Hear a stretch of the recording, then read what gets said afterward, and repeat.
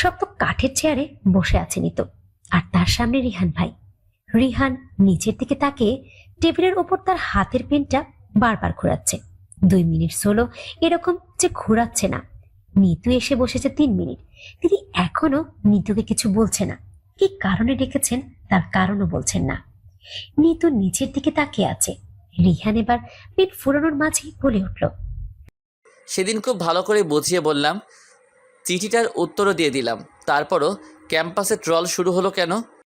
নিতু রিহানের কথাগুলো ঠিক মানে বুঝলো না। সে চোখ মুখ কুচকে এনে বলল এবার রিহানকে। মানে?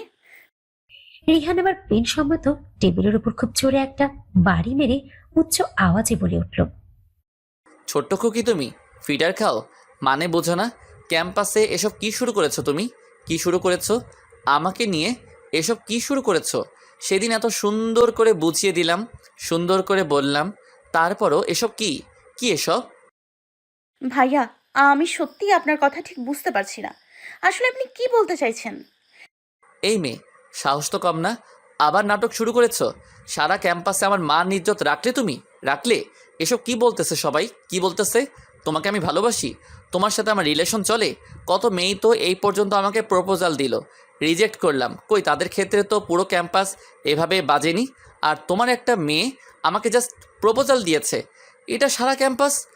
ভাবতে অবাক লাগে, ভীষণ অবাক লাগে। নিতুকে দেখে নিতুর মা বড্ড খুশি হয়ে যান। রান্নাঘর থেকে ধুলোবালি ময়লা ঘামে ভরা কাপড়ে দৌড়ে এসে মেয়েকে জড়িয়ে ধরে। নিতু মাকে জড়িয়ে ধরে, তবে খুব জোরে না, আলতো ভাবে। লুৎফর আলী মেয়েকে বাস স্ট্যান্ড থেকে এগিয়ে আনেন। তিনি নিতুর ব্যাকপ্যাকগুলো নিয়ে ঘরে ঢোকেন। নিতুর মার উচ্ছ্বাসিত গলার আয়োজনে অন্য ঘর থেকে নিতুর ভাবি ভাই বেরিয়ে আসে। নিতুর ভাই বলে, কেমন আছিস? নিতু পেছনে তাকায়, ভাই ভাবিকে সালাম করে তারপর বলে, ভালো, তোমার? ভালো। ভাবি পাশ থেকে আরেক প্রসঙ্গ টেনে আনে। তা তোমার পরীক্ষা কেমন হয়েছে? নিতু খানিকটা থমকে যাওয়ার মতো হয়ে গেল। নিতুর মা নিতুর দিকে ক্ষীণ চোখে তাকিয়ে দেখেন মেয়েটা খুব ক্লান্ত, কথা বলার পরিস্থিতি নেই। বৌমাকে বলে, বৌমা, ফলাফলের কথা পরে জিজ্ঞেস করো। মেয়েটা এত দূর পথ থেকে আসছে, আগে একটু বিশ্রাম নিক। আসলে বাবা সব টাকা তো নিতুর জন্য ঢালে, তাই মেয়েটা কেমন রেজাল্ট করে তা আমাদের জানা কর্তব্য না? আর আমরা তো জানি নিতু পড়াশোনায় ভালো, রেজাল্ট খারাপ করবে না। বলে নিতুর ভাবির বিচিত্র হাসে। ফারুক বলেন, নিতু, যা ঘরে যা, আগে ফ্রেশ হ, তারপর পরে কথা হবে। নিতু মাথা নেড়ে ঘরের দিকে পা বাড়াতেই সামনে পড়ে তার ছোট্ট বোন মিতা। সে নিতুকে অমনি জড়িয়ে ধরে।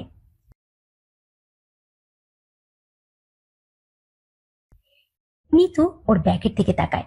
আগের বার বাড়িতে এসেছে আর মিতা বায়না তুলেছে ওর কোন বান্ধবীর বাবা বান্ধবীর জন্য নাকি একটা মাটির পুতুল এনেছে, তাই সেরকম একটা মাটির পুতুল ওকেও এনে দিতে হবে। বোনের আবদার রাখতে মিতু আজ আসার সময়ই শাহবাগ থেকে মিতার জন্য একটা মাটির পুতুল কিনে নিয়ে আসে। জানে আসলেই মিতা তাকে পুতুলের কথা জিজ্ঞেস করবে প্রথমে। মিতু মিতাকে ছাড়িয়ে ব্যাগ থেকে একটা লাল রঙের মাটির পুতুল বের করে তা মিতার হাতে তুলে দেয়।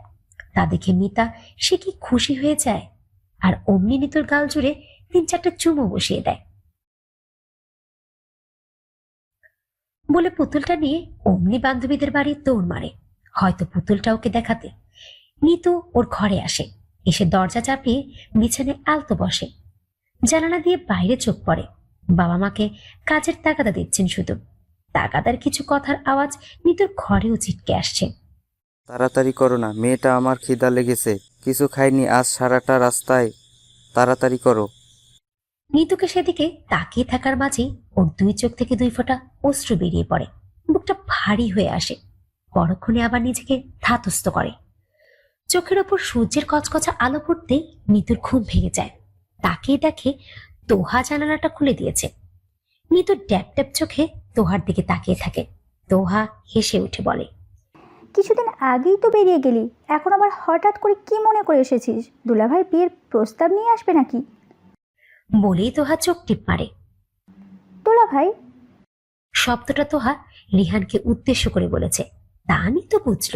নিতু অমনি ছাঁচিয়ে উঠল, তোহা, এসব আর কখনো আমার বলবি না। বলে পাতলা কম্বল গা থেকে সরিয়ে খাট থেকে পেছনে বেরিয়ে আসে। তোহাও নিতুর পেছন পেছন বেরিয়ে আসে। তোহা বলে, আহা, রাগ করছিস কেন? ভুল বললাম নাকি? নিতু পুকুর পাড়ে চলে এসেছে। কাঠ দিয়ে পাতানো ঘাটে নেমে পড়ে। হাত দিয়ে দাঁত কচলে দাঁত পরিষ্কার করে, মুখে পানির ঝাপসা মারে। নিতুকে তোহা এই প্রশ্নের জবাব দিচ্ছে না দেখে আবার বলে ওঠে, কি রে, রাগ করলি নাকি আবার আমার কথায়? নিতু এবার জবাব দেয়নি। মুখ ধোয়া শেষ হলে ঘাটলা থেকে আবার উপরে উঠে আসে। তোহা আবার বলে, এই মেয়ে তো দেখি সত্যি সত্যি রাগ করে বসেছে আমার উপর। এই, কথা বলছিস না কেন? নিতু ঝাঁকি মেরে তোহার হাত সরিয়ে দেয়। ধরবি না আমাকে। আমি কি মন্দ বলেছি রে? তোর রাজকুমার যদি সত্যিই একদিন বিয়ের প্রস্তাব নিয়ে আসে তখন? নিতু তোহার দিকে সরু চোখে তাকায় এবার উদাস গলায় বলে, ভালোবাসা বলতে পৃথিবীতে কিচ্ছু নেই। বলে পাশ কেটে চলে আসে।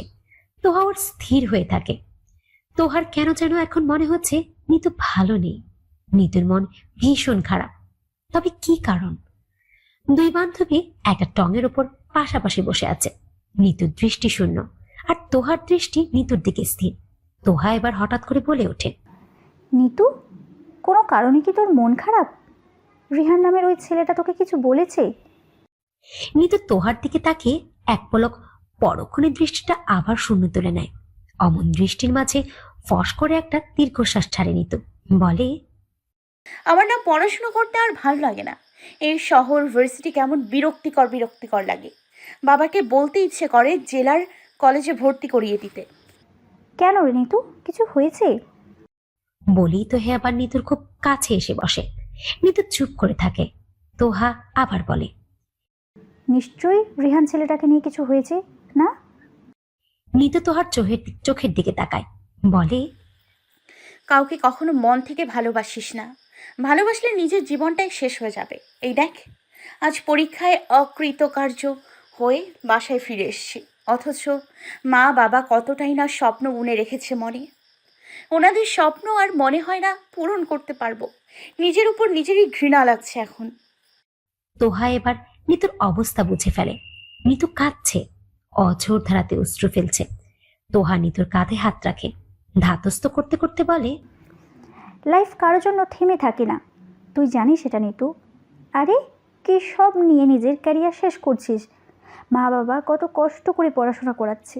বাবা দিনের পর দিন গাধার মতো দোকান নিয়ে খাটছে। মা কাঁথা পাটি বানিয়ে আশপাশের লোকেদের কাছে বেচে টাকা নিচ্ছে। নিজেদের সব কষ্ট রত তোর উপর ঢালছে।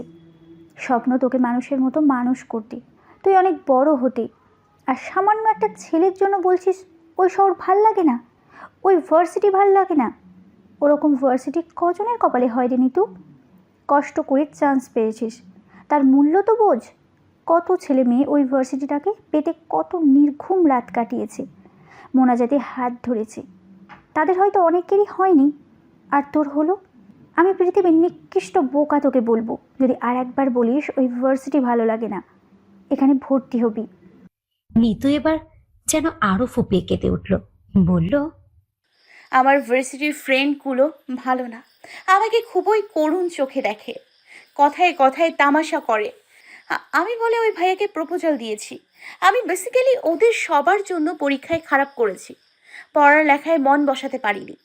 নিজের আজ খুব অনুতপ্ত হচ্ছে, কেন সেদিন ভাইয়াকে প্রপোজাল দিলাম, আর কেনই বা আজ মা বাবার স্বপ্নকে ভেঙে চুরমার করেছি। স্বপ্ন তো শেষ হয়নি নিতু, স্বপ্ন দেখার সবে শুরু। একটা কথা জানিস কি, মানুষ ভুল থেকে শেখে। হ্যাঁ, আমি বলছি, এই তোর বান্ধবী বলছি, তুই সব কিছু উপেক্ষা করে আবার নিজেকে নতুন করে গড়ে তুলতে পারবি।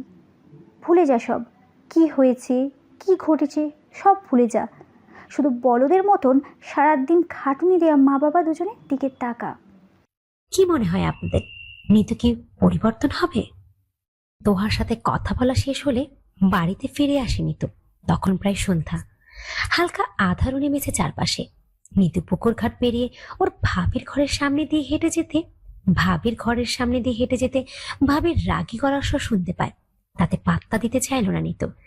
ভাই ভাবির মাঝে কথার মনোমালিন্য তো হতেই পারে, কিন্তু ব্যাপারটা যখন তাকে নিয়ে গড়ালো, তখনই নিতুর পায়ের গতি স্মিত হয়ে যায়। নিতু কাঞ্চরা ক্ষীণ করে, তোমার বাবা ওনার দোকানের সব আয় নিতুকে দিয়ে দেয়, তার থেকে একটা কানা করি আমাদের দেয় না, উল্টো আমাদের ঘাড়ের ওপর বসে বসে খাই। বলি কি, এভাবে আর কয়দিন? আমাদের কি কোনো ভবিষ্যৎ নেই? সামনে আমাদের বাচ্চা হবে, কি রেখেছো তার জন্য? তার কি ভবিষ্যৎ নেই? বৈশাখী, চুপ করো। ওনারা আমার বাবা মা, ওনাদের দেখাশোনা করা আমার কর্তব্য, কারণ আমি ওনাদের ছেলে। আর নিতু পড়াশোনার খরচ বাবা দেয়, আমি তো দেই না।